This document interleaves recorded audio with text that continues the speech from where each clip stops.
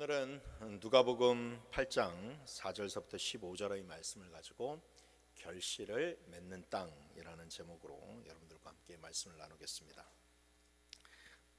우리가 가지고 있는 성경은 개역 개정이라고 하는 성경이고, 이전에는 우리가 개역 한글판이라고 하는 성경을 사용했습니다.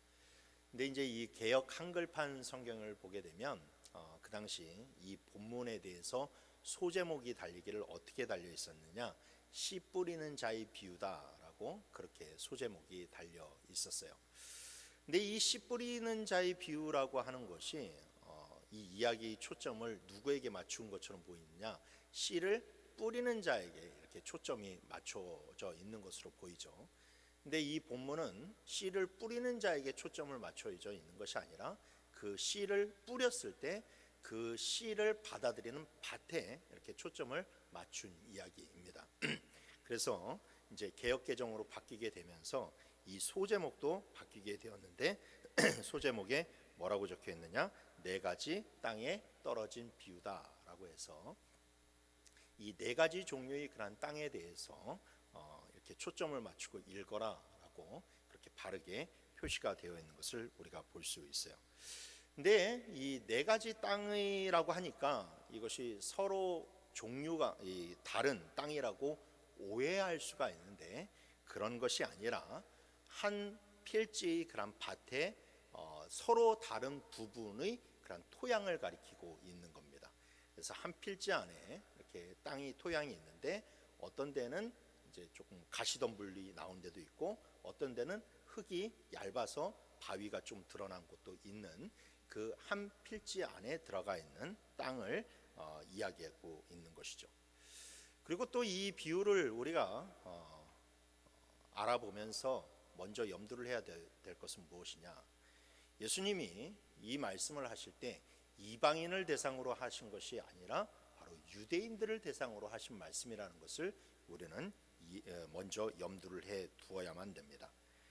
그러니까 더 쉽게 말하자면 이 말씀은 우리가 전도를 했을 때, 우리가 복음을 전파했을 때 어떤 사람은 잘 믿고 어떤 사람은 믿지 않고를 다루고 있는 말씀이 아니라는 거예요. 이 말씀은 흔히 말해서 믿는 자들을 앞에다 두고 하나님의 말씀을 전했을 때 그 말씀을 받아들이는 사람들이 있는 반면에, 또 어떤 사람들은 받아들이지 못하는 그런 사람, 그러니까 말씀의 은혜를 받는 사람들이 있는 반면에 말씀의 은혜를 받지 못하는 사람들이 있다라는 것에 대해서 이야기를 하는 것이고, 그래서 말씀의 은혜를 받은 사람들이 거기에서 30배, 60배, 100배의 결실을 맺어서 하나님의 일들을 해 나간다라고 하는 것을 다루고 있는 그런 말씀이라고 할 수 있습니다.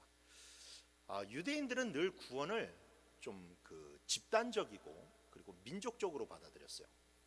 그러니까 이 유대인들이 강한 의식이 무엇입니까? 하나님의 선민이라고 하는 선민의식이 굉장히 강했어요. 그래서 자신들이 하나님의 선민으로 태어났다라는 것, 그리고 내가 이스라엘 안에 속해 있다라는 사실 하나만으로 구원을 받는다라고 하는 그런 이 집단적이고 민족적인 구원 사상이 굉장히 강한 그런 민족이 바로 유대인이라고 할 수 있습니다. 근데 하지만 예수님께서 이 네 가지 땅에 대한 그런 비유를 말씀하심으로 말미암아서 이 말씀 속에 무슨 의미를 가지고 있느냐, 단지 유대인 안에 속했다고 인해서 구원을 받는 것이 아니라는 겁니다. 그러니까 오늘날로 따르자면 그 교회 안에 있다라고 인해서, 내가 교회 안에 등록을 하고 신앙생활을 하는 성도라고 인해서 구원을 받는 것이 아니라는 것이죠. 그 안에서도 분명히 구원받을 자가 있고, 그래서 구원받아서 결실을 맺으면서 살아가는 사람들이 있는 반면에, 아니면 그 믿음이 온전치 못하고 자라지 못하고 결국 구원받지 못할 자들도 있다라는 것을 그렇게 말씀해주고 있다라는 거예요. 이 말씀이 유대인들에게는 가히 충격적이었죠. 왜냐하면 당시 유대인들은 그렇게 자기네들이 하나님의 선민이기 때문에 이방인들은 다 죽고 자기네들은 구원을 받을 수 있다라고 생각을 했는데, 그런데 예수님이 비록 유대인일지라도 하나님의 선민이라 할지라도 그 가운데서 구원받지 못할 자들이 있다는 것은 그들에게 있어서 굉장히 큰 충격으로 다가올 수밖에 없었습니다. 더군다나 하나님의 말씀을 잘 믿는다고 자처했던 바리새인들과 서기관들에게는 이것이 굉장히 받아들이기 힘든 말씀이었습니다. 그렇습니다, 여러분. 말씀을 받아들이는 사람들의 태도에 이 굉장히 중요한 문제가 있어요. 그러니까 여러분, 우리가 말씀을 통해서 은혜를 받는다 못 받는다라고 하는 것은 그냥 단순히 내가 은혜를 받고 못 받고의 그런 차이가 아니라 내가 구원받은 자로서의 성도의 그런 온전한 믿음을 가지고 있느냐 잊지 못하느냐까지 분별해주는 그런 잣대가 될 수 있기 때문에 여러분, 우리는 이 말씀에 매우 경청하고 심각하게 생각해 보아야만 됩니다. 그래서 이제 본문에 나와 있는 이 네 가지 종류의 그런 땅에 대해서 우리가 하나하나 살펴보면서 과연 지금 나의 마음의 밭은 그리고 나의 신앙은 이 네 가지 중 어느 곳에 속해 있는지 한번 진단해 보면서 우리들의 그런 믿음을 더욱더 온전한 믿음으로 변화시켜 나가기를 주님의 이름으로 축원합니다. 자, 첫 번째로 예수님은 길가와 같은 그런 마음에 대해서 이야기하고 있습니다. 길가와 같은 마음. 예수님이 비유는 처음에 길가에 뿌려진 씨앗에 대해서 이야기를 합니다. 팔레스타인의 농토는 대체적으로 땅과 이 밭의 경계가 좀 불분명해요. 제가 가서 이렇게 보아도 이 땅과 밭의 그런 경계가 좀 불분명한 것을 볼 수가 있습니다. 그래서 고대 중근동 지역의 사람들은 땅을 개간한 후에 저렇게 씨를 뿌릴 때에 저게 아주 전통적으로 이렇게 뿌리는 그런 씨 뿌린 자의 그런 모습인데, 이 옷이 기니까 긴 옷을 이렇게 한껏 올려서 자루처럼 만든 다음에 여기에 씨를 담고, 그러면서 농부가 이것을 한 움큼씩 집어서 이렇게 씨를 뿌리면서 나아가는 것을 볼 수가 있어요. 근데 이제 이 씨를 뿌리다 보면 이 밭의 가장자리, 그러니까 사람들이 많이 이렇게 밟고 다니는 그 밭의 가장자리에 이렇게 씨를 뿌릴 때는 어떤 씨는 밭 속에 떨어지기도 하지만 어떤 씨는 밭의 그런 밖으로 떨어지는 씨들도 있다라는 겁니다. 밭의 가장자리는 뭐 사람들이 계속해서 이렇게 밟고 다녔으니까, 그리고 개간을 하지 않았으니까 땅이 딱딱하게 굳어져 있을 것이고, 거기에 잘못 뿌려진 그런 씨들은 뿌리를 내릴 수가 없겠죠. 그러다 보니까 사람들이 그런 발에 밟히기도 하고 또 새들이 먹이가 되기도 합니다. 길가에 이처럼 말씀에 대해서 매우 단단히 이 길가에 뿌려진 그런 이 씨는 무엇을 가리키느냐? 이 길가와 같은 믿음은 무엇을 가리키느냐? 바로 매우 단단하게 굳어진 마음에 대해서 이야기하고 있어요. 자, 12절 말씀에 보니까 길가에 있다라는 것은 말씀을 들은 자니 이에 마귀가 가서 그들이 믿어 구원을 얻지 못하게 하려고 말씀을 그 마음에서 빼앗는 것이다 라고 이야기하죠. 말씀에 대해서 굳게 닫혀진 마음, 그리고 교만한 마음으로 말씀을 듣는 마음을 가리켜서 바로 이 길가와 같은 마음이다 라고 이야기하는 거예요.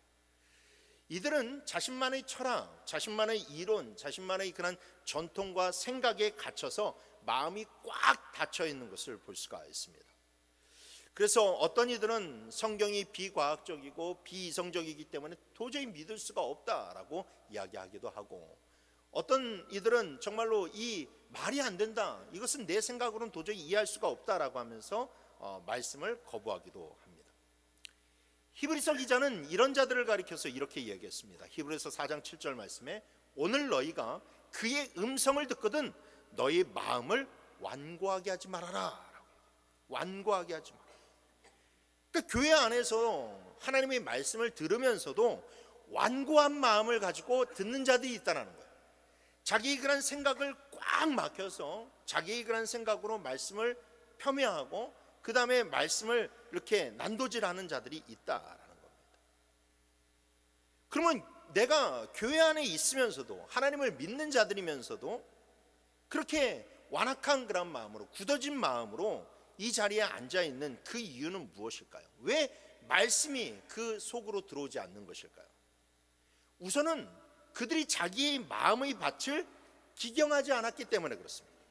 자기의 마음의 밭을 기경하고 갈아엎어야만 되는데 씨가 뿌려질 그 준비가 전혀 되지 않고 딱딱한 마음으로, 완악한 마음으로 앉아있기 때문에 그렇다라는 것이죠. 여러분, 준비되지 않은 굳어진 그런 상태로는 말씀이 뿌리를 내릴 겨를도 없이 사단이 그 말씀을 그 사람에게서 다 채가버립니다. 그래서 어떤 이들은 예배가 끝나고 갔음에도 불구하고 그날 자기가 무슨 말씀을 들었는지 전혀 기억을 하지 못하는 그런 경우가 너무나도 많이 있다라는 거예요. 그냥 내가 오늘 예배에 참석하시니까 됐어 라고 하면서 예배에 참석한 것을 의의를 두고 돌아가는 자들이 많이 있다라는 거예요. 그래서 예배 시간에 기경을 하지 못하면 여러분 은혜를 받을 수가 없어요. 이제 여러분들 예배 시간에 일찍 나와야 돼요.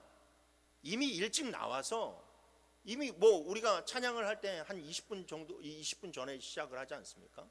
그 시작하는 이유가 우리들이 그런 마음의 그런 밭을 계속 기경을 하는 거예요. 완악한 마음, 세속에 물들어 있던 마음, 정말로 세상에서 고생하고 이 찌들어 있던 그런 마음들을 찬양으로 인해서 자꾸 내 마음을 기경하고 준비시켜서, 그렇게 기도와 찬양으로 준비시켜서 정말로 내 마음이 오늘 이 예배를 통해서 은혜를 받도록 준비시켜 나아간다는 것이죠. 그리고 예배 시간에 허튼 일들을 하면 안 됩니다. 요즘에 핸드폰이 너무나도 많이 이렇게 보편적으로 있다 보니까 핸드폰으로 여러 가지를 볼 수가 있고, 또 옆 사람과 또 친한 사람과 있다 보면 잡담도 할 수 있고 장난도 할 수 있는데, 여러분 그런 것들이 모두 다 내 마음을 기경하지 못하는 것에 속한다라는 거예요.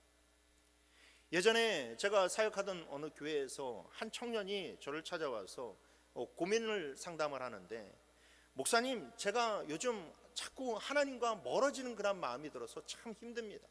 신앙이 좀 성장을 해야 되는데 신앙이 성장하지 못하고 참 답답해서 어떻게 할 수가 없습니다 라고 하면서 그렇게 고민을 토로하였어요. 근데 그 청년이 보게 되면 참 신앙생활 열심히 하거든요. 교회도 열심히 나오고, 그 다음에 봉사도 굉장히 열심히, 이것저것 봉사를 열심히 하면서 정말로 신앙생활 열심히 하는 그런 친구인데, 그런 친구가 와서 뜻밖에도 목사님, 제가 요즘 하나님이 너무 하나님한테 멀어지는 것 같아서 참 힘이 듭니다 라고 그런 고백을 들었을 때 굉장히 의아해했습니다. 그래서 그 고민을 상담을 마친 후 함께 기도한 후에 한 몇 주 동안 그 친구를 유심히 관찰을 했어요. 근데 유심히 관찰을 해보니까 거기에서 문제점을 찾게 되었어요. 그것은 무엇이냐? 막 나가서 찬양도 열심히 이렇게 연주도 하고 그러면서 열심히 섬기고 막 그렇게 하는데, 그 교회가 또 찬양팀이 연습하기로 빡세거든요. 그러니까는 그 리더자가 주일날이 아니라 토요일날 모여가지고 한 아이들을 한 4시간 동안 연습을 시켜요. 찬양팀을 갖다가 아주 그냥 잡습니다. 그런데 막 4시간 동안 막 연습을 하니까 연습하는 데 있어서도 어마어마하게 시간을 투자하고, 그 다음에 주일 와서도 또 1시간 전에 모여가지고 연습을 하고 그 다음에 서고, 그렇게 하니까 그 찬양팀에서 그것을 한다는 것은 보통 이 신앙의 그런 구력 가지고는 그걸 버텨낼 수가 없는 거예요. 그런데 이제 이 청년이 그렇게 열심히 연습하고 그 다음에 이 예배에 참석하고 그 다음에 인도를 하고 예배의 자리로 딱 들어가서 말씀을 듣는데, 딱 보니까 말씀 자리에 앉아서는 뭘 해요? 핸드폰을 만지작거려요. 핸드폰을 만지작거려요. 그러니까 말씀이 그 안에 들어가지를 못하는 거예요. 말씀이 들어가지 못하는 거예요. 자기가 열심히 밭은 기경을 해놓고 근데 그 말씀이 그 안에 심겨지질 못하니까 그런 신앙이 성장하지 못하고 공허합니다. 공허한 거예요. 공허.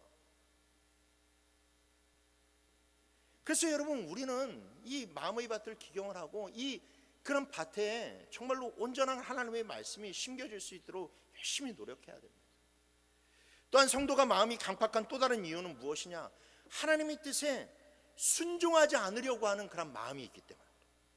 그러니까 말씀을 들으면 내가 저 말씀대로 살아가야 되겠다라고 하는 그런 마음을 품으면서 말씀을 들어야만 되는데, 말씀을 들으면서 내가 말씀을 저걸 지킬 수 있는 것은 아멘하고, 지킬 수 없는 것은 그냥 입을 꾹 다물고 있으면서 하나님의 말씀을 들으니까, 그렇게 선택적으로 들으게 되니까 그 말씀이, 여러분, 이 말씀이 그 안에 심겨지지 못하는 거예요. 그러니까 중요한 말씀들을 이 마귀가 다 채가버리고 마는 겁니다. 여러분, 출애굽한 1세대 백성들이 걸핏하면 하나님 앞에서 불순종하고 불신하고 원망하고 불평하다가 여러분, 모세가 설교를 하는데, 모세가 하나님의 말씀을 그렇게 이야기를 하는데도 불구하고 그 마음의 밭이 기경이 되지 못하니까 여러분 그렇게 방황하는 인생을 살게 되고, 그 정말로 고난이 가득한 그런 인생을 살아갈 수 있지 않았습니까? 그러니 여러분, 하나님의 말씀을 듣고도 자기의 생각과 맞지 않는다고 그 말씀을 거부하는 심령은 여러분 절대 구원받는 심령이 되지 못합니다. 그러니 늘 주님 앞에서 겸손한 마음으로 여러분들을 준비하시고, 그리고 마음의 밭을 기경하여 주셔서 여러분, 하나님이 여러분들에게 말씀의 은혜를 주시고자 할 때 그 말씀이 여러분들의 마음의 밭에서 풍성한 결실을 맺기를 주님의 이름으로 축원합니다. 두 번째로는 돌밭과 같은 마음이 있다라고 이야기합니다. 돌밭과 같은 마음. 여러분, 이스라엘 나라는요, 나라 전체가 안반지대입니다. 석회암으로 둘러싸여 있는 그런 석회암 안반지대예요. 그러다 보니 토양이 이렇게 깊지 못하고 이 바위 위에 조금 이렇게 걸쳐져 있는 것을 볼 수가 있어요. 여러분들이 지금 보고 있는 저 사진이 예루살렘 바로 앞편에 있는 감람산, 그 유명한 감람산이라고 하는 그런 산입니다. 근데 여러분 보시면 아시겠지만 저 이제 석조 건축물이 이렇게 써져 있는, 이렇게 세워져 있는 곳에 보시면 그냥 바위를 깎아 가지고 놓았죠. 바위가 전체 깎여져 있는 것을 볼 수가 있어요. 그러니까 푸릇하게 있는 곳도 토양이 그렇게 깊지가 못해요. 그냥 토양의 깊이가 깊지 못하고 그 밑으로 좀만 들어가면 그냥 다 바위예요. 그냥 산 전체가 다 바위예요. 우리가 건축을 할 때 막 땅을 막 파 내려가다가 이게 갑자기 막 큰 바위가 나오면 큰 골칫덩어리가 되지 않습니까? 그래서 건축비도 어마어마하게 올라가는 것을 볼 수가 있는데, 이스라엘은 일단 뭔가를 하려고 그러면 땅을 판다고 그러면 저 바위를 깨 부실 그런 생각을 해야 돼요. 그래서 이스라엘 지역 쪽에 가게 되면 다 죄다 이 건축물들이 그냥 바위 위에 이렇게 층층이 이렇게 있는 것을 볼 수가 있어요. 여러분들이 그 유럽 여행을 가신 분들은 이 소렌토라고 하는 그런 지역을 가보셨을 텐데, 이탈리아 소렌토를 가보게 되면 이 집들이 계속해서 이 계곡, 이 언덕 위에 이렇게 계속 층층이 이렇게 쌓여져 있는 것을 보실 수가 있는데, 그것도 안반지대이기 때문에 그렇습니다. 이스라엘이 다 저런 식으로 되어 있어요. 그러니까 밭에도 때로는 흙이 좀 많은 곳도 있지만 때로는 이 흙이 굉장히 얕은 부분들이 있어요. 그래서 밑에는 바위가 있고 흙이 굉장히 얕습니다. 이런데 씨가 뿌려지게 되면 처음에는 잘 이렇게 성장하는 것 같았지만, 바위의 온기 때문에 성장하는 것 같지만, 그러나 이내 그 바위 때문에 뿌리를 내릴 수가 없으니까 그 곡식이 죽어버리고 말게 된다라는 것이죠. 그러면 이 돌밭에 뿌려진 것과 같은 신앙을 가진 사람들은 도대체 어떤 사람들을 가리키느냐? 13절 말씀해 보니까 바위 위에 있다는 것은 말씀을 들을 때에 기쁨으로 받으나 뿌리가 없어 잠시 믿다가 시련을 당할 때에는 배반하는 자다라고 얘기했어요. 여기에서 이 기쁨이라고 하는 그런 단어에 우리가 주목해야만 되는데, 이 바위와 같은 믿음은 어떤 믿음이냐? 감정에 따라 주님을 믿는 사람들을 가리켜요. 그러니까 믿음이 감정에 따라 휘둘리는 믿음. 그러니까 이 감정이 좋을 때는 내가 은혜를 받는다 생각하고, 감정이 안 좋을 때는 내가 은혜를 받지 못한다라고 하는 이 감정에 완전히 지배를 받은 믿음을 가리켜서 이 바위와 같은 믿음이라고 이야기를 하는 겁니다. 이들은 분위기나 감정적인 느낌을 굉장히 중요합니다. 그래서 막 어떤 열기가 있을 때, 막 대규모 집회가 있을 때는 막 내가 은혜를 받는 것 같고 내가 막 은혜의 그런 한복판에 있는 것처럼 느껴지게 되겠지만, 그러나 거기에서 확 이렇게 밖으로 나오게 되면 자기의 그런 믿음이 빠르게 식어가는 특징을 가지고 있죠. 그래서 어떤 때는 내가 열심히 해봐야지, 내가 새해니까 열심히 해봐야지, 내가 그동안 좀 게을렀으니까 열심히 해봐야지 라고 하면서 막 믿음의 열을 내다가도 조금만 시간이 지나면 그 마음이 확 식어져서 시험에 빠지기도 하고 다시 교회에서 멀어지는 경우를 볼 수가 있다라는 것이죠. 이처럼 교회 안에는 자기 감정의 신앙의 초점을 맞추는 사람들이 더러 있습니다. 물론 여러분, 감정이라는 것이 신앙의 중요한 요소 중에 하나이긴 해요. 그러나 여러분, 신앙생활은 감정만으로 하는 것이 아닙니다. 왜냐? 인간의 감정은 대단히 연약하고 바람 앞의 등불과도 같기 때문에. 그래서 늘 감정의 변화가 여러분 심하지 않습니까? 우리 저나 여러분들이나 모두 다 감정의 그런 동물들이고, 그래서 이 감정에 따라서 굉장히 우리가 이 변화가 많은데, 신앙을 그런 감정의 그런 근거에 두고, 그래서 막 내가 막 끌어올라야지 막 은혜를 받는 것 같고, 막 열기가 있어야지 은혜를 받는 것 같고, 그런 감정에 내가 휘둘리게 되면 나의 신앙이 여러분 뿌리를 내릴 수가 없다, 표류할 수밖에 없다. 그래서 성도는 자기의 그런 신앙의 근거를 자기의 감정에 두는 것이 아니라 늘 성령의 감동과 말씀에 두어야 할 줄 믿으시길 바랍니다. 성령의 감동과 말씀에 두어요. 그래서 여러분, 성경은요, 진정한 성도는 어떤 성도냐라고 이야기하면, 성도는 환난 중에서도 즐거워하는 자다라고 얘기했어요. 로마서 5장 3절 4절 말씀해 보니까, 우리가 환난 중에서도 즐거워하나니 이는 환난은 인내를, 인내는 연단을, 연단은 소망을 이루는 줄 알미로다. 여러분, 환난이 있는데 즐거워한다? 여러분, 이건 좀 의아해하는 것이죠. 여러분, 여기에는 감정도 있습니다. 그런데 여러분, 여기에는 진정한 신앙도 있는 거예요. 환난이 있는데 어떻게 즐거워할 수 있느냐? 여러분, 그게 바로 성령의 감동이라는 것이죠. 성령의 감동을 힘입은 사람은 여러분, 외적인 것으로 그 마음이 휘둘리지 않습니다. 자기의 감정에 따라 신앙생활하지 않아요. 오히려 성령이 그 마음을 지배하는 거예요. 그래서 성령이 주시는 기쁨이 있어요. 성령이 주시는 감동이 있어요. 성령이 주시는 애통함이 있다라는 거예요. 그래서 여러분, 우리는 그런 성령이 주시는 감정을 우리가 소유할 수 있어야 되지, 내 감정에 휘둘리는 그런 신앙생활을 해서는 안 된다라는 겁니다. 그래서 여러분, 우리는 이 정말로 온전한 신앙생활을 할 수 있어야 돼요. 진짜 이 감정에 따라서 신앙생활을 하는 사람들은요, 주변의 상황에 따라서 신앙생활이 들쑥날쑥할 수가 있어요. 조금 어려워지면, 좀 내 안에서 바쁜 일이 생겨지게 되면 막 그러면 자꾸 신앙이 그 일들을 따라갑니다. 그래서 신앙이 자꾸 들쑥날쑥하는 거예요. 들쑥날쑥. 근데 성령의 그런 감동과 하나님의 말씀이 내 안에 이 기준을, 신앙의 기준을 세우고 내 신앙이 뿌리를 깊게 되면요, 여러분, 아무리 세상 일이 막 이런 일들이 막 벌어지고 저런 일들이 벌어져도 내 신앙이 거기에 휘둘리지 않아요. 오히려 신앙의 그런 중심을 잡고 내 주변 안에서 벌어지는 일들을 하나하나 컨트롤하기 시작을 한다는 것이죠. 그러니 성도 여러분, 분위기에 취하는 사람이 되지 마시고, 상황에 이끌려 나가는 사람들이 되지 마시고, 늘 하나님께서, 성령께서 이끄시는 그런 삶을 살아가시길 바랍니다. 그래서 우리들이 신앙의 모습이 겉모습으로 드러나는 데 그치는 것이 아니라 여러분들이 마음속 깊은 곳까지 신앙의 뿌리가 내려지길 주님의 이름으로 축원합니다. 세 번째로, 예수님은 가시떨기와 같은 마음에 대해서 경고하고 계십니다. 가시떨기는 팔레스타인 지역에서 사시사철 볼 수 있는 잡초와도 같은 겁니다.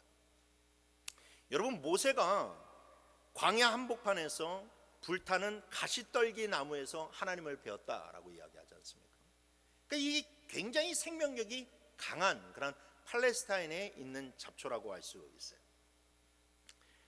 하나님이 이 인류 최초로 그렇게 아담과 하와가 죄를 지었을 때, 하나님이 아담에게 벌을 내리실 때 뭐라고 벌을 내리시냐면, 땅을 저주하시고 땅이 가시와 엉겅퀴를 낼 것이라고 말씀을 하셨습니다. 근데 여러분, 지금 저거 보시다시피 좀 이해하십시오. 제가 이렇게 100년 전 사진을, 그러니까 100년 전 팔레스타인의 그런 사진을 가져왔기 때문에 모든 사진이 지금 다 흑백으로 나와 있는 것을 볼 수가 있는데, 여러분들 여인들이 지금 밭을 기경하고 있거든요. 밭을 기경하고 있는데 그 밑에 있는 온갖 잡초들이 다 가시덤불입니다. 다 가시덤불. 그러니까 이 추수를 마치고 다음 추수기까지 오는 그 휴지기 기간 동안 가만히 두면 저렇게 땅이 그냥 가시덤불로 어마어마하게 뒤덮이는 것을 볼 수가 있어요. 그래서 땅을 기경을 할 때는 항상 저 가시덤불을 걷어내는 데서 이렇게 시작을 하게 되죠. 그런데 이 가시덤불이 아무리 기경을 해서 했다 할지라도 그 안에 이제 그 가시덤불들도 잔재들이 남아 있다 보니까 이게 뿌리를 이렇게 씨앗을 심고 그 다음에 비가 내리게 되면 그 남아 있는 가시덤불들이 이 씨앗보다도 훨씬 더 빠르게 자라나게 됩니다. 그래서 그 가시덤불의 그런 이 뿌리 위에 뿌려진 그런 씨앗들은 결국 그 가시덤불이 자람으로 말미암아서 온전히 성장을 할 수 없게 된다라는 것이죠. 이런 의미에서 가시떨기는 말씀의 씨앗을, 말씀의 그런 성장을 방해하고 결실하지 못하도록 하는 이 신앙적인 장애 요소들을 의미한다고 볼 수 있어요. 물론 우리들의 그런 신앙이 자라나지 못하게 하는 데 방해하는 것은 여러 가지가 있을 수 있겠지만 예수님은 특별히 오늘 본문에서 무엇에 대해서 지적하고 계시느냐? 세상의 염려, 재물의 유혹, 그리고 향락에 대해서 콕 집어서 이야기하고 있어요. 14절 말씀에 보니까 가시떨기에 떨어졌다라는 것은 말씀을 들은 자이나 지내는 중 이생의 염려와 재물과 향락의 기운이 막혀 온전히 결실하지 못하는 자다라고 이야기한다라는 것이죠. 여러분, 요한복음 6장을 보면 예수님이 오병이어를 일으키는 그런 사건이 나오게 됩니다. 예수님이 오병이어 기적을 사건을 일으키시니까 사람들이 그냥 이 임금각지에서 그냥 구름대와 같이 벌대와 같이 막 모여들었어요. 왜 그랬을까요? 그 떡을 보고 나오는 거예요. 떡을 보고. 그 당시가 너무나도 먹고 살기 힘든 그런 시대였기 때문에 예수님이 오병이어 기적을 일으키자 수많은 사람들이 예수님 앞에 몰려들었어요. 근데 그 소문을 듣고 이 사람들이 몰려드니까 예수님이 또다시 오병이어 기적을 일으키실 줄 알았는데 오병이어 기적은 일으키지 않으시고 거기에서 뭐라고 이야기하시냐면 생명의 떡에 대해서 이야기를 하시네요. 나는 하늘에서부터 내려온 떡이 나를 먹는 자는 영원히 배부르 줄이지 않을 것이다. 그러면서 나를 믿어라라고 하면서 계속해서 영생에 대한 떡, 생명에 대한 떡에 대해서 계속해서 말씀을 하십니다. 그러니까 사람들이 어떻게 했을까요? 요한복음 6장 66절 말씀해 보니까 그때부터 그의 제자 중에서 많은 사람이 떠나가고 다시 그와 함께 다니지 아니하니라. 예수님이 하시는 말씀을 들으니까 자기의 기대와 너무나도 다른 거예요.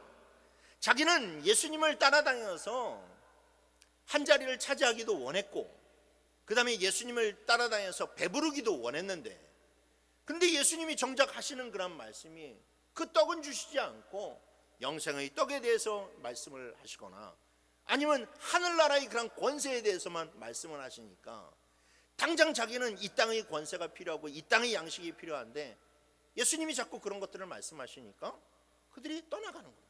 심지어 제자들 중에서도 떠나가는 자들이 있었다. 예수님은 제자는 12제자만 있었던 것이 아니잖아요. 그 외에도 수많은 그런 제자들이 있었는데 그 수많은 제자 가운데서도 예수님을 떠나가는 자들이 있었다라는 겁니다. 여러분, 성도들 가운데에도 신앙생활을 할 때에 영원한 진리와 생명에 대한 관심보다 이 세상의 축복과 부에 대한 관심이 더 많은 자들이 있을 수가 있어요. 근데 내가 막 기도를 할 때 하나님, 내가 정말로 온전히 다 모든 것을 잃어버린다 해도 주님만 따르겠습니다 라고 하는 그런 기도가 나와야 되는데 그 기도 가운데서 이런 기도가 있다는 거예요. 하나님, 내게 복을 주시고 내게 뭐 건강을 주시고 내게 뭐 물질을 다 주시면 내가 그때 주님을 위해서 열심히 하겠습니다라고 하면서 이 선후 관계가 바뀌어지는 사람들이 있다. 여러분, 그러나 성경은 부와 명예를 쫓는 자들은 온갖 시험에 들어서 사단의 가시에 찔리게 될 것을 경고하고 있어요. 그게 가시라는 거예요. 그게 가시. 디모데전서 6장 10절 말씀 우리 다 같이 한번 읽어봅시다. 시작.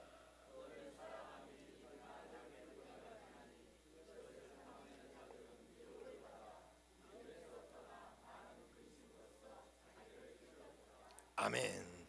이 말씀은 여러분 단순한 탐심을 이야기하는 것이 아닙니다. 이 말씀은 신앙생활의 목적이 세상의 복을 받기 위한 사람에 대해서 경고하고 있는 말씀이에요. 주님은 먼저 그 나라와 그의 의를 먼저 구하라고 하셨어요. 그러면 이 모든 것을 너에게 더할 것이라고 했어요. 이 관계가 바뀌어서는 안 된다는 거예요. 관계가 바뀌어서는. 그런데 대부분의 그런 성도들이 기도할 때에 무엇을 먹을까, 무엇을 마실까, 무엇을 입을까에 대해서만 주구장창 기도하다가 그 자리를 떠날 때가 너무나도 많이 있다는 것이죠. 여러분, 그렇게 세상의 것을 쫓아가게 되면, 이 선후 관계가 여러분 바뀌게 되면요, 그 가시가 나를 찔러서 내가 도중에 하차할 수밖에 없습니다. 조금 문제가 생기거나 아니면 주님 때문에 손해를 보는 일들을 만나게 되면 결국 그 신앙의 길에서 떨어져 나갈 수밖에 없다는 것이죠. 제가 이번 대수성 공사를 하면서 참 감사했던 것이 무엇이냐, 우리 대수성 공사를 하면서 성도님 한 분도 시험에 드신 분이 없다는 거예요. 전 여러분 그게 굉장히 감사했습니다.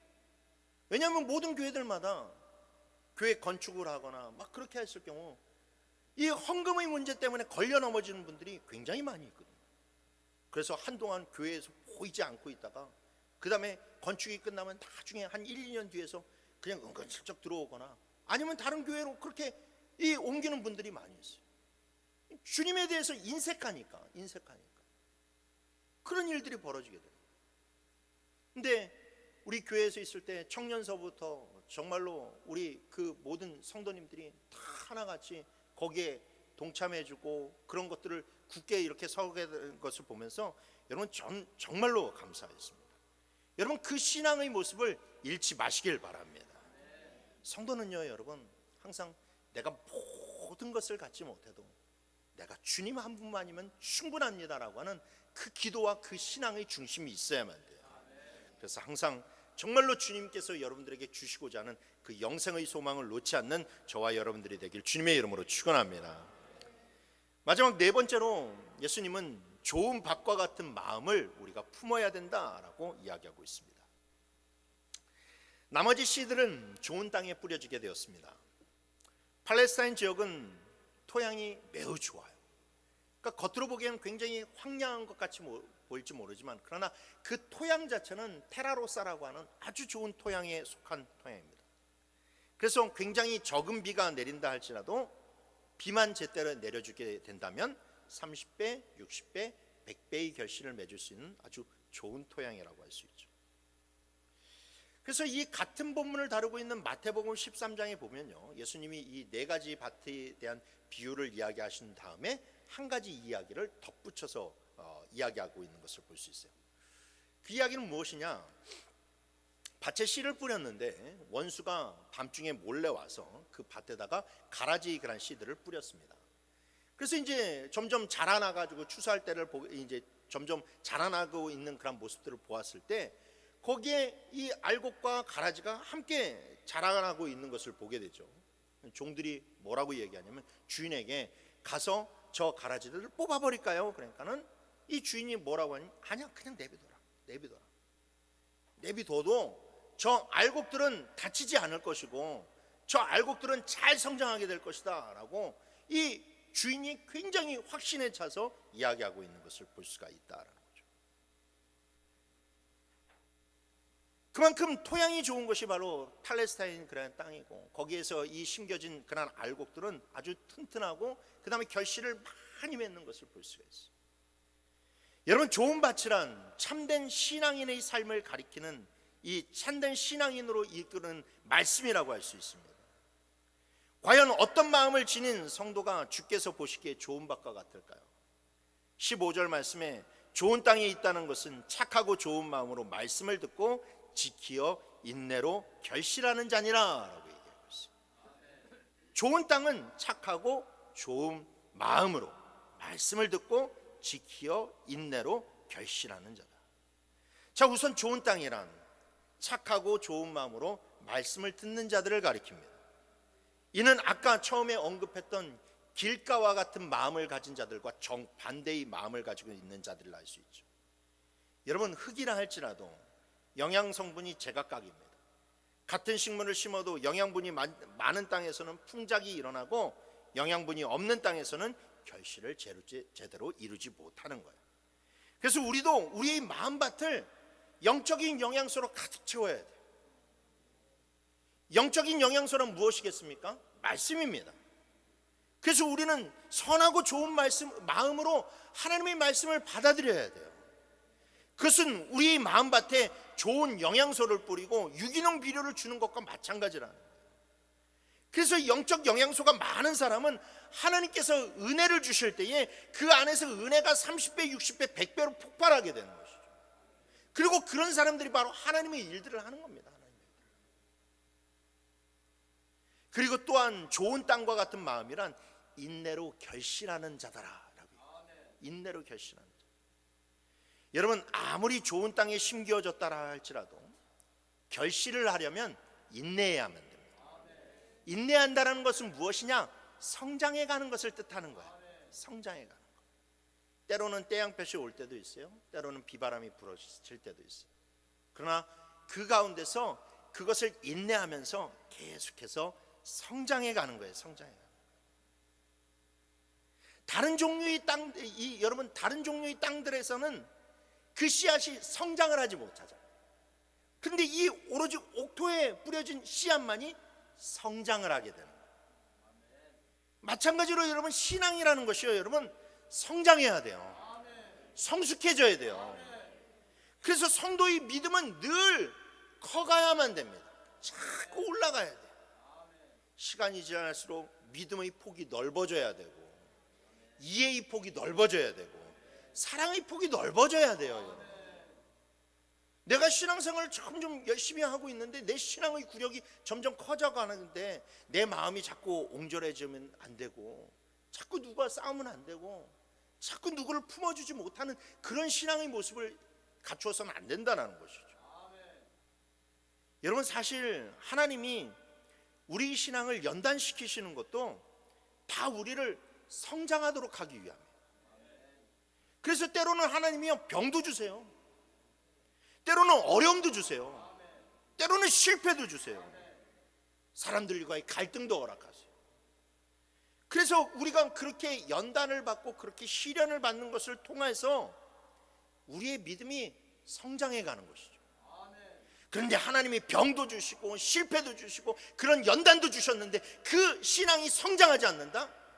여러분, 그 사람은 진짜 문제 있는 거예요. 진짜 문제. 여러분, 우리는요 성장할 수 있어요. 그래서 남들보다 내가 남들이 받지 않은 그런 병을 받았다? 여러분, 그런 분들은 신앙이 더 크셔야 돼요. 내가 남들이 겪지 못한 그런 인생의 바닥도 찍어봤다? 그럼 여러분 진짜 신앙이 커다랗게. 왜냐? 그게 바로 하나님이 원하시는 일이기 때문에.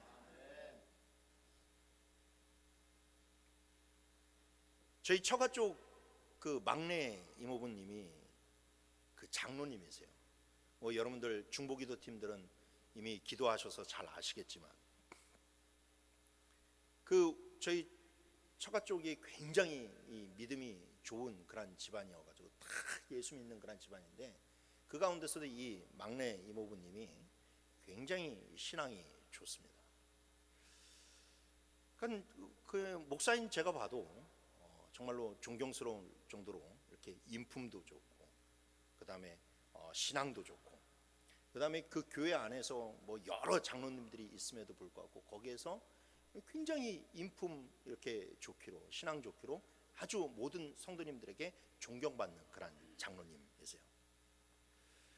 근데 그 장로님이 최근에 이렇게 암 진단을 받게 됐죠. 그래서 암 진단을 받고, 그래서 서둘러 빨리 이렇게 수술을 해야겠다라고 하면서 아산병원을 잡고 거기에 이제 수술을 날짜를 딱 잡고 이렇게 올라갔는데, 마지막 최종 검사를 할 때에 보니까 암이 너무 크고 암이 너무 빠른 속도로 막 이렇게 확산이 되어 있어서 도저히 수술을 할 수 없다라는 거예요. 수술을 할 수 없다. 수술을 앞두고 그냥 그 입원하고 있었다가 수술도 받지 못하고 항암 치료 제대로 받지 못하고 그냥 이렇게 퇴원을 할 수밖에 없었어요. 그래서 이제 저희 중보기도 팀한테도 이제 기도를 해달라고 요청을 드렸고, 그래서 그분을 사랑하는 수많은 분들이 그분을 위해서 중보기도를 열심히 했어요. 근데 사실상 그분을 아는 사람들은 너무나도 큰 충격이었죠. 왜 하나님이 저런 분에게 저런 병을 주셨을까? 진짜 의아했습니다. 진짜 의아했어요. 너무나도 큰 충격이었어요. 그러던 끝에 그분 본인도 열심히 기도하고 하나님 앞에 여러분들이 함께 기도하셨는데, 최근 들어와서 다시 검사를 했더니 암이 줄었다라는 거예요. 아멘. 암이 크기가 너무나도 빨리 줄어가지고 의사들도 지금 너무나도 당황스럽다라는 거예요. 그래서 이것을 지금 학회에 보고를 해도 되느냐라고 그렇게 말할 정도로 묻고 있고, 지금 막 빠르게 수술 날짜를 지금 다시 잡아서 그렇게 수술을 하자라고 하는 그런 소식을 듣게 되었습니다. 그런데 중요한 것은 그분이 그 일을 겪은 후에 그 장로님이 하시는 고백이, 내 안에 있는 더러운 면을 보았다는 거예요. 이 질병을 통해서 내 안에 있는 더러운 면을 보았다는 거예요. 자기도 정말로 나름대로 열심히 헌신하면서 하나님을 향해서 올바른 길을 걸어가고 있다라고 생각했어요. 그리고 진짜로 이 건강 검진을 받기 이전까지 뭘 준비하고 있었냐면, 이제 선교를 이제 식구가 선교를 나갈 그런 이 계획을 가지고 있었거든요. 그런데 자기도 그 상황에서 왜 이런 병을 주셨는지를 깨닫지 못했는데, 근데 이 병을 놓고 함께 하나님께 기도하고 하나님께 매달리면서 그 시간들을 보게 되니까 자기에 있는 그런 더러운 면들을 또 보게 되었고, 그래서 하나님이 자기에게 원하시는 것이 무엇인지를 깨닫게 되었다. 그래서 그것을 통해서 한층 더 내가 하나님께 가까이 갈 수 있고 하나님을 향한 그런 신앙이 더욱더 깊어질 수 있었다. 여러분, 그게 바로 하나님께서 병을 주시는 목적이에요. 연단을 시키시는 목적이에요. 그래서 여러분, 우리는 연단 받을 때, 우리는 누가 받지 못한 그런 고난을 받을 때는 여러분, 그것을 하나님께 원망을 삼을 것이 아니라 그것을 통해서 나의 신앙이 진짜 더 점프를 해야 된다.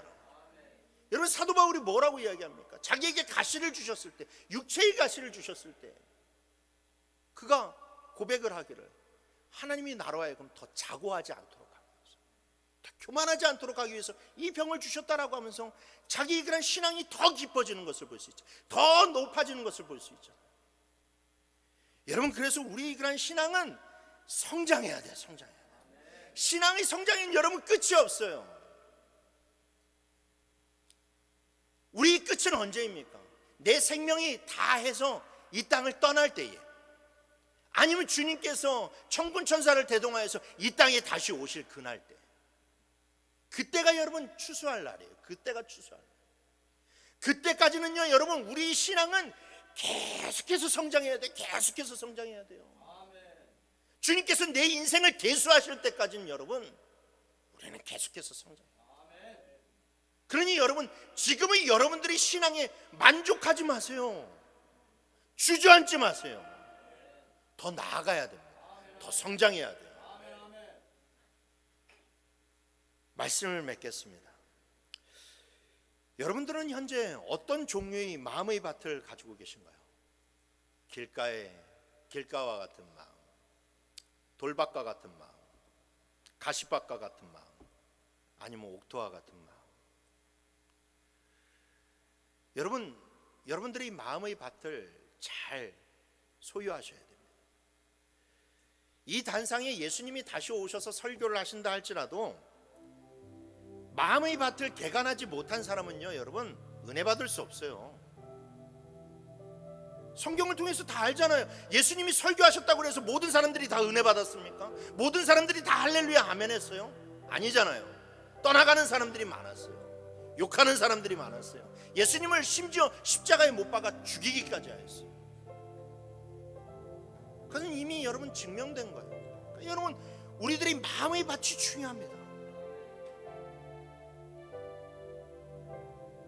만일 여러분들의 귓가에 하나님의 말씀이 들려지고 하나님의 말씀이 은혜로 다가온다면 여러분, 그건 진짜 감사하고 축복된 일이에요. 여러분들의 마음의 밭이 잘 기경이 되어 있다는 것이고 여러분들의 마음의 밭이 좋은 땅이라는 증거겠죠. 그러나 나의 마음 가운데 하나님의 말씀을 두고 은혜를 누린 지가 오래가 되었고, 그리고 말씀이 제대로 내 마음 가운데 다가오지 못한다면 여러분, 열심히 지금서부터라도 여러분들이 마음의 밭을 기경하시길 바랍니다. 그래서 모두가 좋은 밭의 마음을 소유하셔서 하나님의 은혜의 단비가 여러분들에게 내릴 때에 여러분들의 마음 가운데서 수십 배 그러한 은혜가 풍성하게 일어나기를 주님의 이름으로 축원합니다. 우리 이 시간 함께 기도하실 때에 여러분들의 마음의 밭을 보시고 혹여나 하나님 앞에서 아직 옥토가 되지 못한 분들은 하나님 앞에 회개하시면서 하나님 아버지, 정말로 주님, 내 마음을 뒤집어 주시고 하나님 내 마음의 밭에 하나님 말씀의 씨앗이 뿌려지게 하시고 은혜의 씨앗이 뿌려지게 하여 주셔서 참된 결실을 맺게 하여 주시옵소서. 또한 여러분들 가운데 옥토와 같은 마음을 가진 자가 있다 할지라도 하나님, 내가 여기에 안주하지 않게 하여 주시옵소서. 더욱더 하나님 아버지 성장하게 하여 주시옵소서. 하나님 아버지, 더욱더 하나님 아버지 지금까지 10배의 은혜를 맺었다면 하나님 아버지 30배의 은혜를 맺게 하여 주시옵시고, 30배의 은혜를 맺었다면 60배를 맺게 하여 주시옵시고, 60배를 맺게 했다면 하나님 아버지 내 가운데서 100배의 은혜가 결실을 맺게 하여 주시옵소서. 우리 이 시간 다 함께 주여 한번 부르짖고 기도하도록 하겠습니다. 주여, 할렐루야. 은혜 하나님 아버지, 주님의 은총 가운데 하나님 아버지 우리들의 마음의 밭이 하나님 아버지 일어나기를 원합니다. 하나님 아버지 우리들의 마음의 밭이 하나님 아버지 기경되기를 원합니다. 하나님 아버지 우리들의 마음의 밭이 하나님 아버지 옥토와 같은 마음으로 하나님 아버지 변화되기를 원합니다. 주여, 하나님 아버지 우리들은 얼마나 부족합니까? 하나님 아버지 우리들은 연약합니까? 그러나 하나님 아버지 정말로 주님, 하나님께서 우리들을 은혜 가운데 구원하여 주셨고 하나님 아버지 이 교회의 그런 공동체 가운데 속하게 하여 주셨사오니 이제 하나님 아버지 우리들의 마음의 밭을 잘 기경하고 하나님의 은혜가 하나님 아버지 우리 가운데 풍성하게 맺어질 수 있도록 주여 하나님 아버지 붙잡아 주시옵소서. 옥토와 같은 하나님 아버지 마음이 하나님 아버지 자리 잡게 하여 주시옵소서. 하나님 아버지 정말로 주님의 은총 가운데서 하나님 아버지 말씀의 은혜를 주실 때에 하나님 그 말씀의 은혜가 하나님 풍성하게 결실을 맺도록 주님께서 인도하여 주시옵소서. 하나님 가시가 같은 마음, 하나님 돌과 같은 그런 마음, 길과 같은 그런 마음이 있다면 주여 하나님 아버지 그들의 마음을 찾아오셔서 아버지 옥토와 같은 마음이 있다면 아버지 더 많은 하나님 아버지 맺어질 수 있도록 주가 붙잡아 주시옵소서.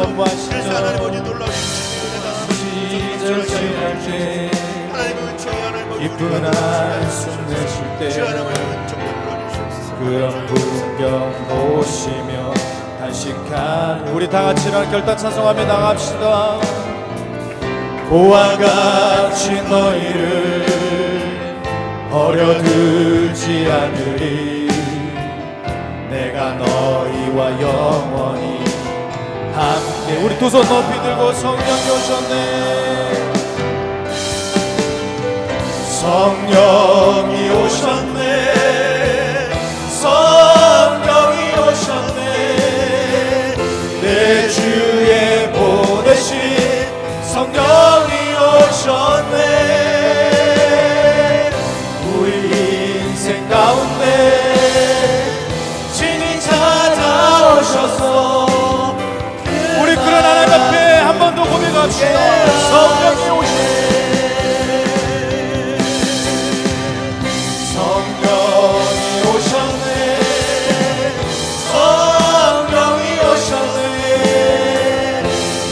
주에 보내신 성령이 오셨네. 우리 인생 가운데